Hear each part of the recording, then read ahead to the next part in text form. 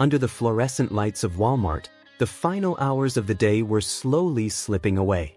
Customers were finishing their shopping and heading out, while employees prepared for the shift change. In the electronics section at the corner, Marcus Holloway, in his mid-50s, was quietly organizing the shelves. Marcus had been working there for 3 years. No one knew exactly where he came from. On his job application, he had only written previous experience, security. When his references were checked, everything seemed to be in order but somehow vague. The managers hadn't probed too deeply. He was reliable, punctual, and trouble-free. Marcus's daily routine was always the same. He arrived at work at 6 a.m., checked the electronics section, had minimal interaction with customers, and worked quietly until the evening shift. Other employees respected him but didn't try to get too close. And he preferred it that way, but this morning was different. A new employee had started. The new employee, Tyler Chen, was a 24-year-old young man who had studied criminology but couldn't find a job.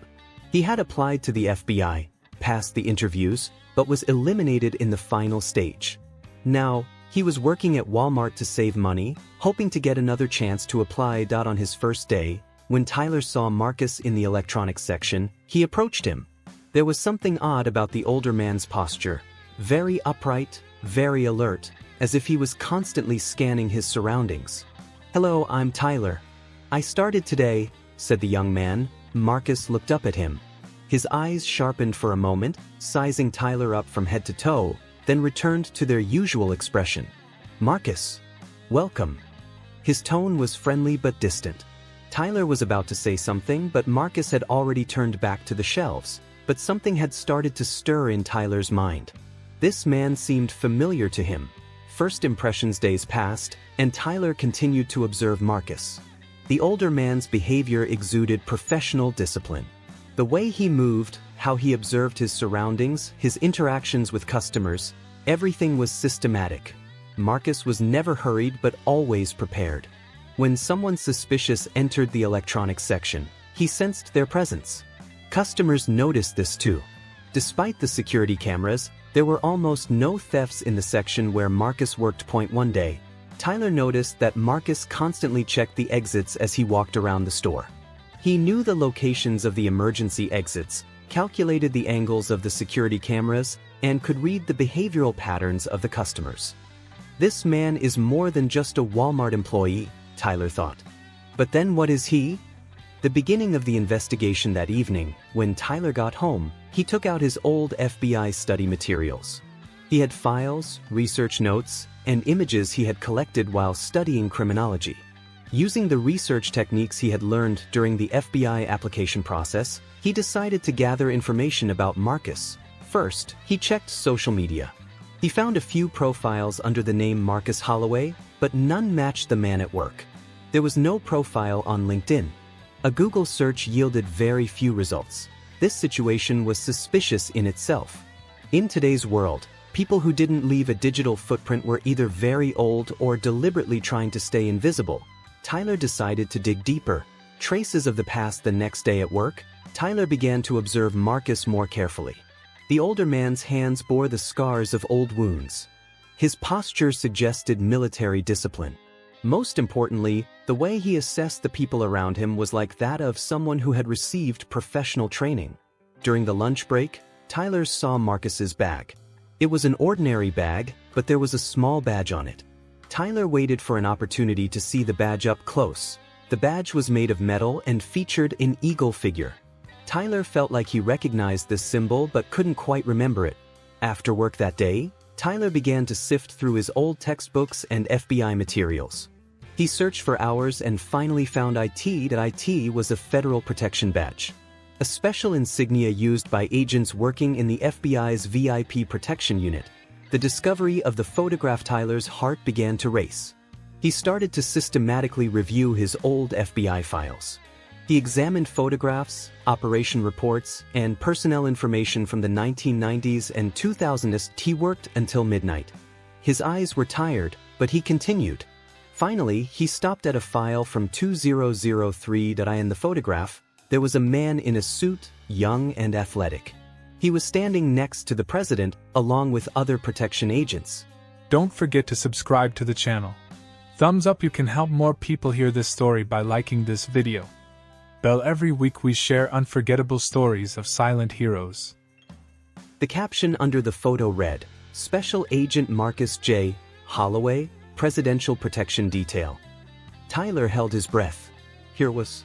The old man working at Walmart was actually a former FBI protection agent. Not just any agent, an elite agent assigned to the personal protection of the president. The tension of the next day when Tyler arrived at work the next morning, his view of Marcus had completely changed. Every move the older man made now carried a different meaning. The way he assessed customers, his positioning, his situational awareness, all were the result of years of professional training. Marcus immediately noticed the change in Tyler's behavior. The young man's gaze was now curious and somewhat respectful. It was clear he had learned something. During the lunch break, Marcus approached Tyler. "Is something wrong, son?" he asked in a calm tone. Tyler hesitated. Should he tell the truth? Or should he pretend not to know? "Marcus, I recognize you," he finally said, "but I couldn't quite remember from where. Until last night." Marcus's expression didn't change, but his eyes hardened. "What did you find, Tyler?" The revelation of the truth. Tyler pulled Marcus into a quiet corner. There was no one around. "Marcus, a photograph from 2003, Tyler said in a low voice. "The President's Protection. Special Agent Marcus J. Holloway." Marcus looked at Tyler for a long time. Then he took a deep breath.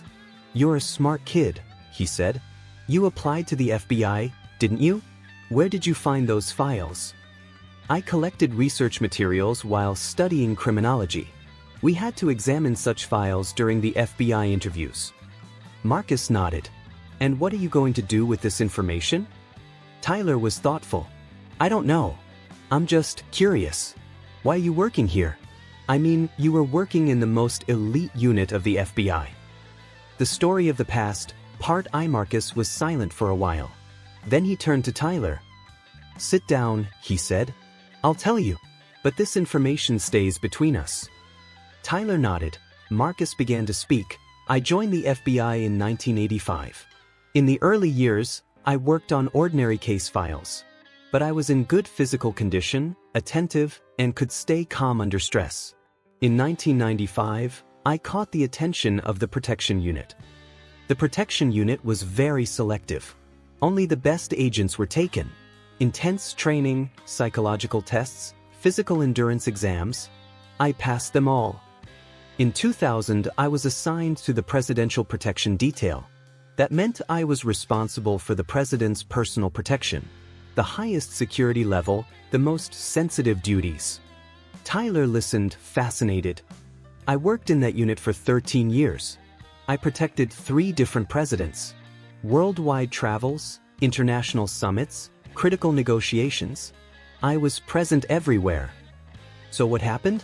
Why did you leave?" Marcus's face darkened. "The turning point, Part 2. It was 2013, Marcus continued. "There was a critical summit in the Middle East. I was responsible for the president's security. The intelligence reports were clean, security measures were at maximum level. But something was wrong. I had a feeling, an instinct developed over years of training. There were abnormal movements around, details that were subtle but wrong. I reported my concerns to the senior managers. They told me the security protocols were sufficient. "You're being too paranoid, Marcus," they said. Tyler continued to listen silently. That morning, as the president was heading to the conference, I was doing a final check of the surroundings. I saw something glinting in the sunlight on the roof of a building. I looked through the binoculars. It was a sniper. "What did you do?" "I did the only thing I could. I jumped on the president and pushed him to the ground. At that moment, a gunshot rang out. The bullet passed right over where the president had been standing." Tyler's mouth was open in shock. The president was safe. The sniper was caught. It was an international assassination attempt. It made big news in the media, but my name was never mentioned, for security reasons. "That's amazing. You saved the president's life." Marcus gave a bitter smile. "Disillusionment, Part 3. Yes, I saved his life. But what happened afterward was far from amazing. What do you mean? The investigations began. How had this assassination attempt gone so far? How had intelligence failed? How had there been a breach in the security protocols? Marcus lowered his voice. And then I learned that some senior managers had known about this attack in advance. They just didn't know the exact timing. It was a political maneuver. The prevention of the attack was to be shown as a security success of the current administration. But they hadn't predicted the exact timing of the attack. If I hadn't spotted that sniper on the roof, the president would have died. Tyler was speechless with shock. There was an inside leak. My reporting of concerns to senior managers had actually warned the attackers. They had to change their security measures. That's terrible. The system protects itself. I was given a lesson in institutional loyalty. I was told to look at the big picture. And then, 6 months later, resigned for personal reasons from the FBI. My pension was revoked.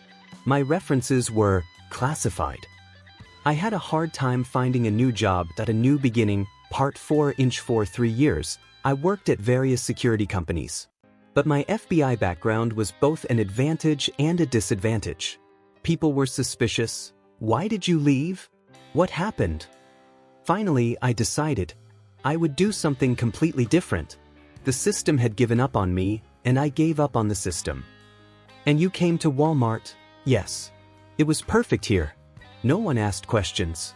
Regular pay, health insurance, a quiet environment. And most importantly, no one knew who I was. Tyler was thoughtful. But what are you really doing here? You can't just be selling electronics. Marcus smiled slightly. You're very observant. You're right, I'm not just selling electronics. What do you mean?